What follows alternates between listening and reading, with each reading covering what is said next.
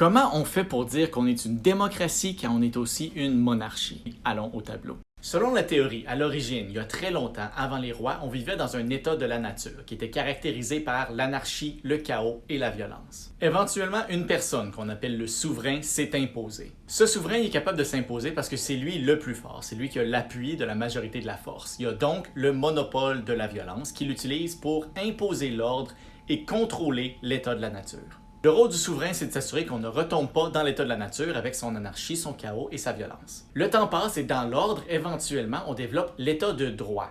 L'état de droit est caractérisé par une primauté de la loi qui ressort d'un ordre délibéré par ceux qui sont capables de l'imposer au souverain. L'état de droit contrôle contre les dérapages du souverain qui voudrait autrement peut-être juste faire à sa tête. Le temps passe encore et éventuellement, la démocratie se développe sur l'état de droit.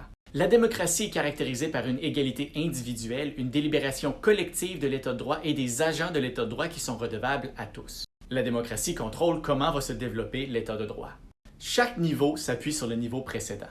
La démocratie contrôle la délibération de l'état de droit et l'état de droit contrôle l'ordre imposé par le souverain. Le souverain ensuite impose l'ordre avec son monopole de la violence sur l'état de la nature. Alors même si on a encore une monarchie qui en théorie est la source de notre ordre, le fil conducteur y est ici, c'est la démocratie en haut. Le souverain est essentiellement juste un niveau d'abstraction, comme l'état de droit et la démocratie qui nous séparent de l'état de la nature. Ça c'est un modèle de la théorie. Est-ce que ça se tient? Est-ce que c'est absurde? Je laisse ça à vous à décider. Il y a évidemment d'autres systèmes qui ont moins de niveaux d'abstraction qui fonctionnent tout aussi bien.